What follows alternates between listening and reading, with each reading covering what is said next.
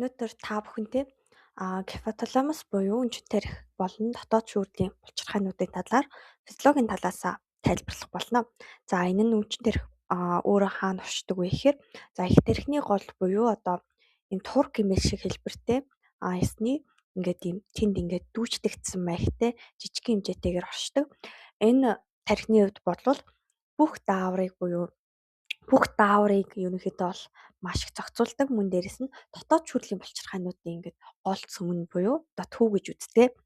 За өнчин тархины арын хэсэг буюу нейрогефофиз гэдэг нь өөрөө гипоталамусын хувьд бол одоо энэ дээр ингээд тодорхой хэмжээний олон төрлийн даавар ядгараад тэр нь ингээд нейрон дээр буюу одоо жишээлбэл мэдрэлийн ингээд багнаар ингэж яваад ерөнхийдөө бол ийм судасны хан дээр нь очино. Мөн дээрээс нь эндээс ингээд тодорхой хэмжээний бодисууд буюу дааврууд ялгараад цус руу ингэж явуулдаг байна. Мөн дээрээс нь дааврын нейрофизик буюу одоо мэдрэлийн физик талаасаа бас судлагддаг. Өнчин тархины арын хэсэг болон цавсарын тэнхимээс шээ сорих даавар буюу одоо иш хээдэгээ тэмдэглэжээ. Мөн дээрээс нь окситоцин буюу дөхшүүрийг ингэж дарангуйлах даавар нь бас ялгардаг. За өнчин тархины өмнөд хэсэг буюу аденогенофизийн талаар гэвэл энэ нь өөрөө аксонорууд имнанта медиана гэдэг ийм төвөр дээр болвол ингэж тодорхой хэмжээний бодисууд ялгардаг. Мөн дээрээс нь одоо судас руу аксон эднэсээс либерик бодиснууд шимэгдэнэ л гэсэн үг. За либерик бодиснуудын хувьд бол үүргийн хувьд бол ингээд нейронууд нь өнчин тархины урд хэсэгтэй холбогдоод үйл ажиллагаа нь резиник даавраар ингээд зохицуулдаг. Гипоталамусын резиник дааврын нөлөөгөөр өнчин тархины өмнөд хэсгээс бөөрийн дээд булчирхайн холцослог бодисыг идэвхжүүлэх даавар, бамбаа булчирхай идэвхжүүлэх даавар, бэргэлийн булчирхай идэвхжүүлэх даавар, хөхний хөгжил болон сүү ялгаруулалтыг идэвхжүүлдэг даавар.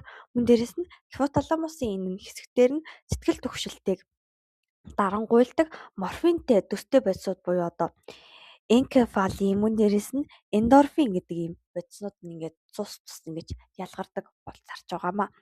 За бөөрийн дэд булчирханаас кортизолын шүүрэл бас нэмэгддэг. За сэтгэл түгшилт гэдэг болвол одоо хүний сэтгэл зүйн энэ бол кортизолын ялгарлыг бас нэмэгдүүлдэг.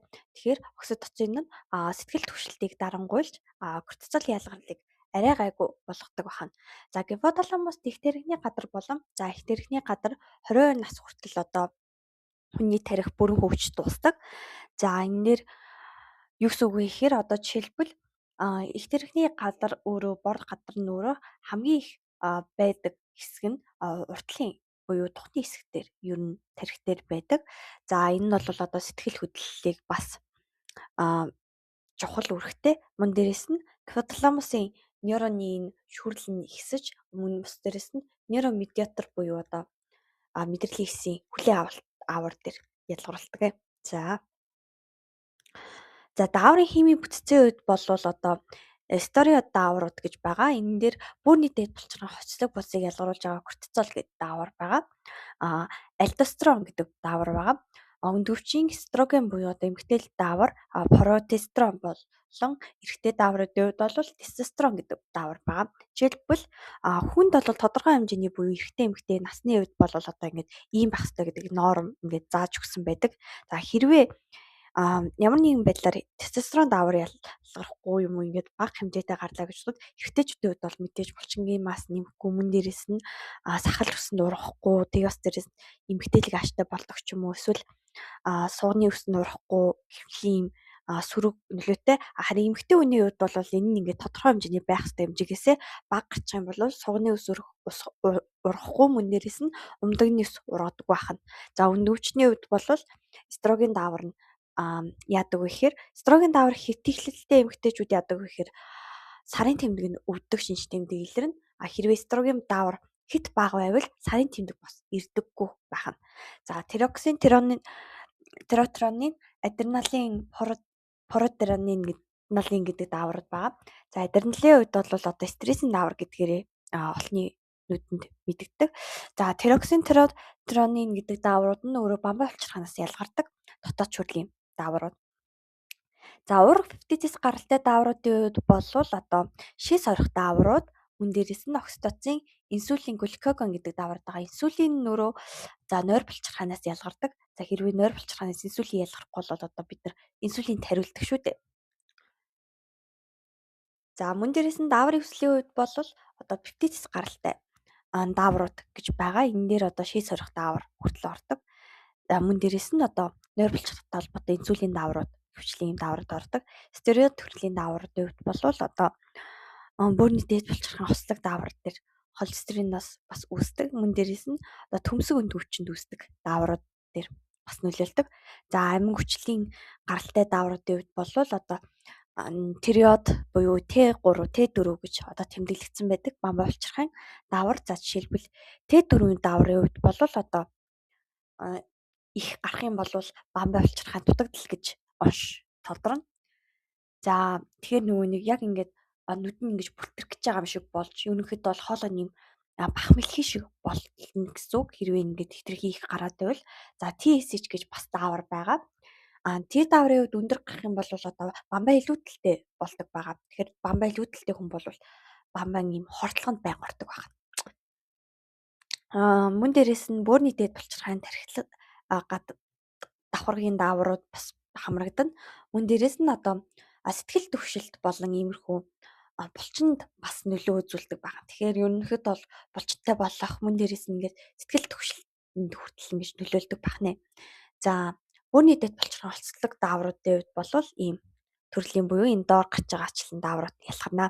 За өмчин тархины өмнөд хэсгийн даавруудын үед бол өсөлтийн даавар гэж байгаа. Өсөлтийн даавар бол одоо бамбай булчирхайтай харилцсан холбоотой.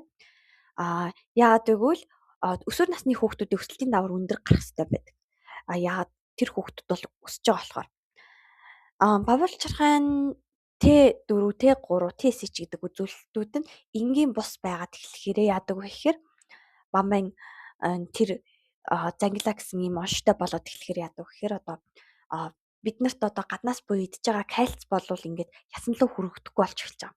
Ясанлуу хүрэгдэхгүй болоод тэгэхээр хүслийн дааврын үед бол доош ундаг. Тийм болохоор хүслийн даавраа бас өсвөр насны хүүхдүүдэд сайн хараарай гэж хэлье. За бөөрийн дэд булчирхайн холцлог даавар нь бас урд хэсгэнээс ялгардаг. За бэлгийн булчирхай идэвхжүүлэгч даавар, шар биеийг идэвхжүүлэх, цэврийг идэвхжүүлэх даавар буюу одоо бидний эрийн гэдэг ийм ялгааг бас маш их гаргаж өгдөг. За пролагтин буюу одоо сүү ялгаруулах даавар гэж байгаа. За жирэмсэн эмэгтэй хүн жирэмсэн боллоо гэж бодоход 9 сарын турш шүнжин тархин огт ингэж ажилдаггүй. За тэр хугацаанд юу болдог вэ гэхээр одоо пролактин даавар нь ингэж дарангуйлахдаггүйгээр харь эсрэгээр ингэж өсдөг учраас сүү ялгаруулдаг байна. За энэний дараагийн слайд дээр илүү сайн тайлбарлая. За өмчин тархины арын хэсгийн даавруудын хувьд бол окситоцин гэдэг даавар буюу аз жаргалын даавар гэж одоо бидний үед нэрлэгдээд байгаа. За хөхүүлээжийн хувьд бол хүүхдээ ингээ өгөхөд одоо дунджаар 30-аас 60 минут зарцуулдаг ялгархад зарцуулдаг бол одоо хэрвээ ингээд төрөх үедээ ингээд энэ бол маш юм хэвийн ажиллагаатай зүйл байна. Хэрвээ зүг зүгээр байж байгаад ингээд хөхнөөс нь сүү ялгардаг юм бол өмчин тархинд ажиллахгүй байгаа ч юм уу ямар нэгэн хэмжээгээр юм асуудалтай байна гэсэн үг. Мөн дээрээс нь хөхний булчирхайн ажилтны хэсэг нь эргэн тойронд байрлах сүү ялгаруулдаг. Гэн бас энэ окситоцин нөлөө нь бас сайн байна. За мөн дээрээс нь одоо клиникийн талаасаа гэвэл одоо өсөлтөнд бас нөлөөлдөг байх нь мөн дээрээс нь өмчин тархин өөрөө бүх дааврыг зохицуулдаг. Мөн дээрээс нь кальцийг хүргэж өгөх замд бас оролцдог. Тэгэхээр дээрээс нь ойрын санах хойн дээр бас тодорхой хэмжээний үүрэг гүйцэтгэдэг. Жишээлбэл өмчин тарих юм уу эсвэл нөгөө нэг бамбайн иймэрхүү асуудалтай байлаа гэж бодоход бүх зүйл нь их удаан болчдөг, удаан хөдөлгөөтэй, удаан хариу үйлдэл үзүүлдэг. За бодисын солилцоонд бүгдээрээ удаас шарчдаг ч юм уу ийм байдалд бас ордог байна. За өмчин тархихгүй бол бид нар бол амьдрч чадахгүй. За тийм болохоор та бүхэн өөрийнхөө эрүүл мэндэд хайртай байгаарай. За анхаарал хандуулсанд баярлалаа.